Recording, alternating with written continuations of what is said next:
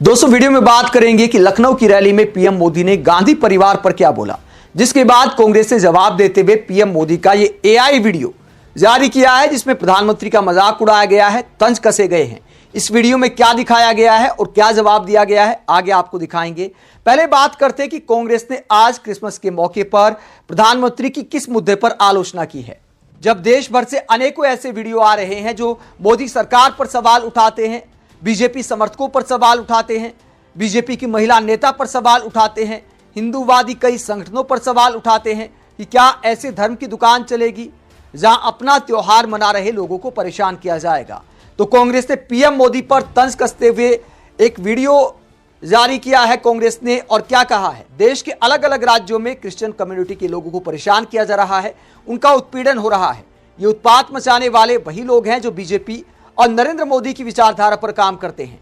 यह बेहद शर्मनाक है। ऐसी घटनाओं के लिए नरेंद्र मोदी को माफी मांगनी चाहिए। तो पीएम मोदी से माफी की मांग करते हुए पीएम मोदी का एक पुराना बयान कांग्रेस सुनाती है, जिसमें क्या कहते हैं प्रधानमंत्री, जरा सुनिए। क्रिश्चियन कम्युनिटी के साथ तो मेरा संबंध तो नया नहीं है, बहुत पुराना बड़ा आत्मीय नाता रहा है। लेकिन मोदी जी, आपकी सरकार में ईसाइयों के साथ क्रूरता क्यों हो रही है? जबलपुर में कुछ लोग चर्च में घुसकर जमकर तोड़फोड़ करते हैं, तो वहीं एक सभा में शख्स घुसकर ईसाई धर्म को अपमानित करने की कोशिश करता है। दिल्ली में क्रिश्चियन कम्युनिटी के लोगों को क्रिसमस मनाने से रोका जाता है। ओडिशा में क्रिसमस की टोपी बेचने पर एक गरीब को परेशान किया जाता है, धमकाया जाता है। मोदी जी, आपकी सरकारों में ईसाइयों के साथ बुरा व्यवहार हो रहा है। ये बेहद शर्मनाक है। क्रिश्चियन तो देश के प्रधानमंत्री एक तरफ कहते आए हैं कि क्रिश्चियन कम्युनिटी के साथ उनका पुराना नाता है, बेहद गहरा नाता है, तो उस नाते के नाते ही कम से कम ऐसे समर्थकों के नाम वीडियो जारी कर देते कि दूसरों के त्योहारों में ऐसे हुड़दंग नहीं मचाया करते। किसी धर्म को खतरा नहीं होता अगर दूसरा धर्म प्यार से अपना त्योहार मना ले। पीएम मोदी को एक आध बार मन की बात में ये विचार भी उन समर्थकों के लिए प्रकट कर देने चाहिए, और उसके बावजूद अगर कोई हुड़दंग मचाता है तो फिर सख्त कार्रवाई होनी चाहिए। लेकिन तमाम राज्यों से ऐसे वीडियो सामने आते हैं जो इस बात को दिखाता है कि ऐसे हुड़दंग मचाने वालों को, धर्म के नाम पर अपनी दुकान चलाने वालों को किसी बात का डर नहीं है। उन्हें लगता है ये मशहूर होने का जरिया है, राजनीति के क्षेत्र में कामयाब होने का जरिया है, इसीलिए ये ट्रेंड बढ़ता जा रहा है। जब ऐसे लोगों को कानून का डर नहीं होता तो ऐसे लोगों की संख्या बढ़ती चली जाती है। और इस बार हालात ऐसे आ गए कि आर्च बिशप को भी वीडियो जारी करना पड़ा पीएम मोदी के नाम, गृह मंत्री अमित शाह के नाम, कि देश की छवि का सवाल है, सरकार कुछ करो और ऐसा एक्शन लो जो दिखाई दे। लेकिन सरकार क्या एक्शन लेगी? पीएम मोदी ने लखनऊ की रैली में क्रिसमस की बधाई तो दी, लेकिन उन लोगों के बारे में कुछ नहीं बोला जो हुड़दंग मचाते हैं।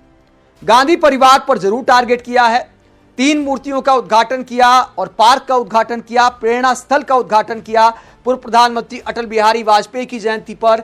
अब 3 मूर्तियां बनी है प्रेरणा स्थल पार्क में, पूर्व प्रधानमंत्री अटल बिहारी वाजपेयी की, दीनदयाल उपाध्याय की और श्यामा प्रसाद मुखर्जी की। लेकिन आप ये विज्ञापन देखिए, एक तरफ पीएम मोदी गांधी परिवार पर टारगेट करते रैली में, दूसरी तरफ ये विज्ञापन आप देखिए। दैनिक जागरण का ये विज्ञापन दिखाया है, ये आप देख सकते हैं।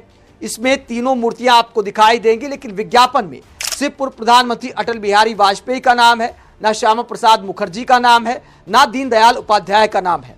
पीएम मोदी की फोटो लगी है, योगी आदित्यनाथ की फोटो लगी है, और नीचे लिखा है आनंदीबेन पटेल, राज्यपाल उत्तर प्रदेश, योगी आदित्यनाथ, राजनाथ सिंह और केशव प्रसाद मौर्य, ब्रजेश पाठक, डिप्टी सीएम के नाम लिखे हैं, और बहुत सारे विधायक, राज्य मंत्री, उन सब के भी नाम लिखे हैं। लेकिन जिन महापुरुषों की मूर्तियों का उद्घाटन था उनका नाम तक विज्ञापन में नहीं लिखा है।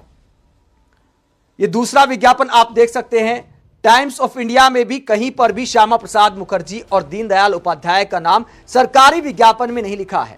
तो करोड़ों रुपए विज्ञापनों पर बहाए जाते, उनमें भी उन महापुरुषों का नाम नहीं है जिनकी मूर्तियों का उद्घाटन होना है। पीएम मोदी और योगी आदित्यनाथ की बड़ी फोटो छपी है, तमाम नेताओं के नाम है, लेकिन अटल बिहारी वाजपेयी के अलावा जो 2 महापुरुष हैं, दीनदयाल उपाध्याय और श्यामा प्रसाद मुखर्जी, उनका नाम नहीं है। इन मूर्तियों पर 21 करोड़ का खर्चा हो रहा है। आप सोच कर देखिए, 21 करोड़ का खर्चा इस देश में मूर्तियों पर हो रहा है। हालांकि आजकल की राजनीति में कम दिखाई देता है, जब सैकड़ों करोड़ में मूर्तियां बन रही हैं, उसे देश को हासिल क्या होना है। कुछ बुद्धिजीवी सवाल उठाते, लेकिन सवालों से क्या फर्क पड़ता है। मूर्तियों का उद्घाटन करते हुए, प्रेरणा स्थल का उद्घाटन करते हुए पीएम मोदी गांधी परिवार पर क्या तंज कसते हैं, जरा सुनिए। साथियों, डॉक्टर मुखर्जी, पंडित दीनदयाल जी, अटल जी, इन तीन महापुरुषों की प्रेरणा, उनके विजनरी कार्य, ये विशाल प्रतिभाएं विकसित भारत का बहुत बड़ा आधार है।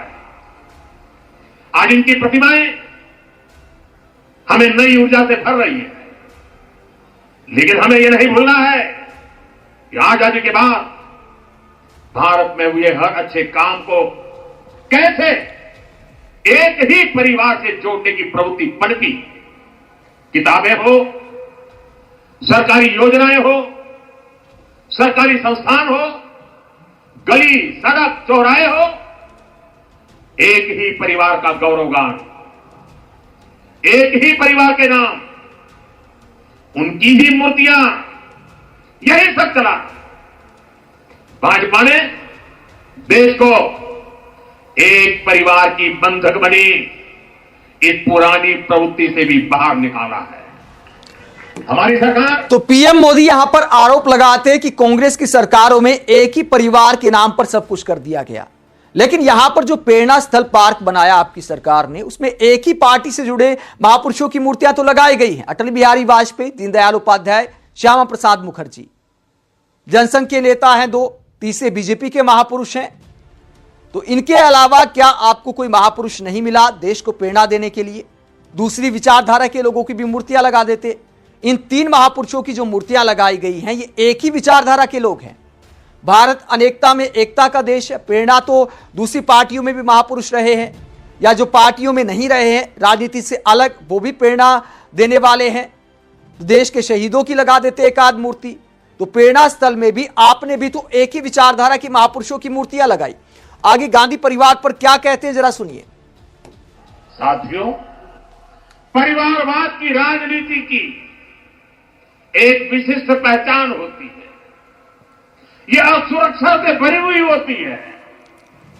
इसलिए परिवारवादियों के लिए दूसरों की लकीर छोटी करना मजबूरी हो जाता है, ताकि उनके परिवार का कद बड़ा दिखे और उनकी दुकान चलती रहे। इसी सोच ने भारत में राजनीतिक छुआछूत का चलन शुरू किया। आप सोचिए, आजाद भारत में अनेक प्रधानमंत्री हुए, लेकिन राजधानी दिल्ली में जो म्यूजियम था, उसमें अनेक पूर्व प्रधानमंत्रियों को नजरअंदाज किया गया। तो पीएम मोदी गांधी परिवार पर तंज कसते हैं, एक बार फिर नेहरू पर टारगेट करते हैं, गांधी परिवार पर टारगेट करते हैं। दूसरी तरफ कहते हैं कि परिवारवादी नेताओं की एक खासियत होती है, असुरक्षा होती है, इसलिए दूसरों की लकीर छोटी करने की कोशिश करते हैं। लेकिन पीएम मोदी किस तरह की राजनीति करते हैं? जब भी कोई अच्छा काम करते हैं तो कांग्रेस की लकीर को, गांधी परिवार की लकीर को छोटा करने का प्रयास करते हैं। आपको गांधी परिवार का जिक्र करने की यहां पर जरूरत क्या है? आपने पार्क बनाया, प्रेरणा स्थल नाम दिया, वहां पर अच्छी अच्छी बातें करते, लेकिन यह कहना कि गांधी परिवार ने यह किया वो किया, वो दूसरों की लकीर को छोटा करना नहीं है। यह कहना क्या दूसरों की लकीर को छोटा करना नहीं है कि 70 साल में इस देश में कुछ नहीं हुआ, 2014 के बाद ही सब कुछ हुआ है? ये सारे प्रधानमंत्रियों की लकीर को छोटा करना नहीं है। इस देश की विकास यात्रा में हर प्रधानमंत्री का योगदान है, पंडित नेहरू से लेकर नरेंद्र मोदी तक का योगदान है। देश की विकास यात्रा में कांग्रेस सरकारों का भी योगदान है, गैर कांग्रेस सरकारों का भी योगदान है, बीजेपी सरकार का भी योगदान है। हर देश की एक विकास यात्रा होती है, पूर्व सरकारों की लकीर छोटी करने का प्रयास नहीं करना चाहिए। लेकिन खुद पीएम मोदी ऐसी राजनीति करते हैं, फिर कहते हैं कि परिवारवादी नेता लकीर छोटा करने का प्रयास करते हैं। गांधी परिवार पर बार बार टारगेट करते हैं। तो कांग्रेस ने पीएम मोदी के इस भाषण के बाद एक वीडियो जारी किया है सोशल मीडिया पर, एआई वीडियो है कांग्रेस ने जो जारी किया है, और उसमें गांधी परिवार और गांधी की सोच पर टारगेट करने का आरोप लगाते हुए कांग्रेस ने क्या दिखाया है, जरा सुनिए। जब भी मैं विदेश जाता हूं तो सब कहते हैं आप गांधी के देश इंडिया से आए हो। भारत में भी सब गांधी गांधी करते रहते हैं, लेकिन कोई भी आरएसएस का नाम नहीं लेता। ये बात मुझे बड़ी अखरती है, इसलिए मैं सब जगह से आपका नाम हटा दूंगा। इसकी शुरुआत मैंने मनरेगा से की है। बेटा, आरएसएस की सोच गांधी को मिटा सकती है, लेकिन गांधी के विचार तो हमेशा जिंदा रहेंगे।